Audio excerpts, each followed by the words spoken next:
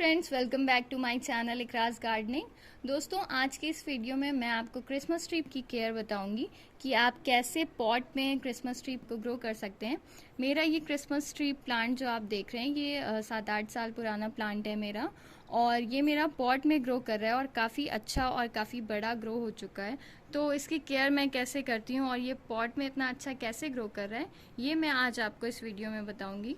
तो अगर आपने अभी तक मेरे चैनल को सब्सक्राइब नहीं किया है तो प्लीज़ मेरे चैनल को सब्सक्राइब कर दें, और आपसे मेरी रिक्वेस्ट है कि वीडियो को एंड तक देखिएगा। क्रिसमस ट्री जब आप नर्सरी से लेते हैं तो अगर आपका छोटा प्लांट है तो आप उसको छोटे पॉट में लगा सकते हैं, पर जैसे जैसे आपका क्रिसमस ट्री प्लांट बड़ा होता जाता है वैसे वैसे आप उसका पॉट जो है वो बड़ा कर दीजिए।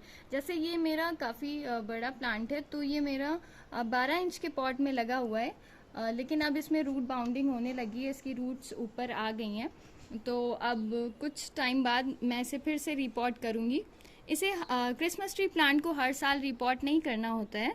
जब इसके पॉट में रूट बाउंडिंग हो जाती है, जब इसके रूट्स आगे और नहीं बढ़ पाती हैं, तब आपको इस जिस पॉट में लगा है उससे थोड़े और बड़े पॉट में लगाना होता है, जिससे कि रूट्स फैल सकें और आपका प्लांट अच्छे से ग्रो करे। सबसे इम्पॉर्टेंट चीज़ जो क्रिसमस ट्री की होती है वो होती है पॉटिंग मिक्स।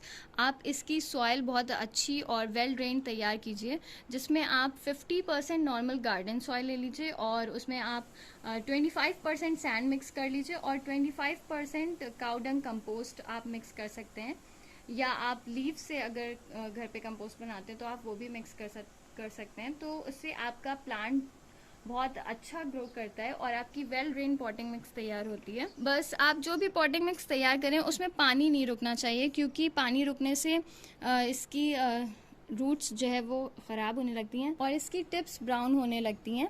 और एक बार अगर टिप्स ब्राउन हो जाती हैं या सूख जाती हैं तो फिर से वो वापस हरी नहीं होती हैं। जैसे कि आप देख रहे हैं यहाँ पे इसकी लीव्स जो है वो सूख चुकी हैं, तो लेकिन दोबारा से इसमें हरी फिर से ये नहीं निकलेंगी इसमें।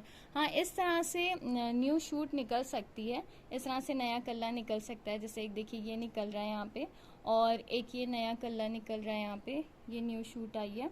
और नीचे भी कुछ लीव्स हैं जिसमें जो महीन महीन हरी हरी इसकी लीव्स होती हैं, वो देखिए इसकी सब सूख के झड़ चुकी हैं, लेकिन इसमें इस तरह से न्यू शूट आ रही है, इसमें इस तरह से न्यू शूट्स आती हैं। वापस से पहले की तरह लीव्स नहीं होती है। तो आप ध्यान रखिए कि आपकी जो भी पॉटिंग मिक्स आपने तैयार करी है उसमें पानी नहीं रुकना चाहिए, और आप इसमें पानी तब डालें जब इसकी ऊपर की 1-2 इंच की सॉइल जब ऊपर की सूख जाए, तभी आप इसमें दोबारा पानी डालें। और जैसे जैसे ये ग्रो होता जाता है तो नीचे की कुछ लीव्स जो है उसकी ये हरी पत्तियां जो होती हैं, जो महीन महीन इसकी हरी पत्तियां होती हैं, वो झड़ती जाती हैं। तो ये इसकी नेचुरल साइकिल होती है। लेकिन अगर आपकी सारी ही लीव्स की जो है, ये जो ग्रीन ग्रीन इसकी महीन महीन हरी पत्तियां, ये सारे ही लीव्स की इस तरह से झड़ रही हैं, तो इसका मतलब या तो आपकी सॉइल में पानी रुक रहा है या फिर बिल्कुल भी पानी नहीं मिल रहा है। तो इसलिए ये दो वजह होती हैं। ना ही इसकी सॉइल में पानी बहुत ज़्यादा होना चाहिए और ना ही बहुत कम होना चाहिए। और एक चीज़ जो मैंने अपने प्लांट में देखी है, तो वो भी मैं आपको ज़रूर बताना चाहूँगी कि जैसे आपके प्लांट पे, क्रिसमस ट्री की लीव्स पे कोई दूसरे प्लांट की लीव्स आ जाती हैं और काफ़ी टाइम तक पड़ी रहती हैं, आप उनको नहीं हटा पाते हैं, तो उतने जगह की जो आप देख रहे हैं, जैसे मेरे प्लांट में ये इसके ऊपर दूसरे प्लांट की लीफ आ गई थी, और तो उतने हिस्से की लीव्स जो है वो ब्राउन हो जाती हैं और ख़राब हो जाती हैं। तो अगर आपके पेड़ पे किसी दूसरे प्लांट की पत्तियां आ जाती हैं, पड़ी रहती हैं, तो आप उनको हटा दीजिए, वरना जो है वो ख़राब हो सकते हैं। जहाँ पे पत्तियां इस तरह से पड़ी रहती हैं, सड़ जाती हैं, तो उतना हिस्सा जो है पेड़ का ख़राब हो जाता है। सनलाइट की बात करें तो इसको पार्शियल सनलाइट अच्छी लगती है। वैसे तो ये पूरे दिन भर की धूप में रह लेता है, लेकिन दिन भर धूप में रहने से इसकी लीव्स जो है थोड़ी सी ब्राउन ब्राउन सी हो जाती हैं। तो अगर इसको सिर्फ सुबह की 3-4 घंटे की धूप, हल्की हल्की धूप मिलती है, तो ये प्लांट आपका बहुत हरा हरा और खिला खिला रहता है, क्योंकि ये ह्यूमिडिटी लविंग प्लांट है, इसको ह्यूमिडिटी बहुत पसंद है। तो अगर ये पूरा दिन धूप में रहता है तो इसकी लीव्स थोड़ी सी ब्राउन ब्राउन सी हो जाती हैं। या फिर ये इनडायरेक्ट सनलाइट में रहना चाहिए, डायरेक्ट इस पर तेज़ धूप ना पड़े। अगर इस पर इनडायरेक्ट सनलाइट पड़ रही है तो इस पर ज़्यादा असर नहीं होता है। फर्टिलाइज़र की बात करें तो फेब से लेकर के सितंबर तक इसका ग्रोइंग सीज़न होता है।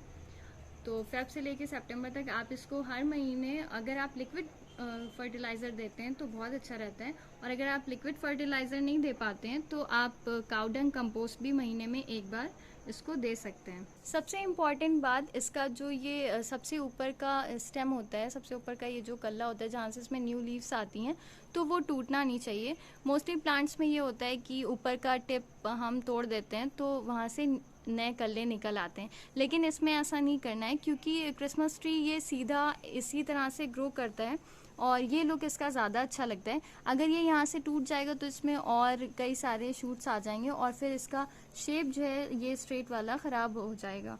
तो इसलिए इसका ये ऊपर का स्टेम नहीं टूटना चाहिए। क्रिसमस ट्री में, अगर आपके क्रिसमस ट्री में अच्छी ग्रोथ होती है तो इसमें हर 4-5 महीने बाद न्यू लीव्स आती हैं और नीचे की लीव्स जो है वो धीरे धीरे ग्रो होती रहती हैं और ऊपर इस तरह से न्यू लीव्स आती रहती हैं।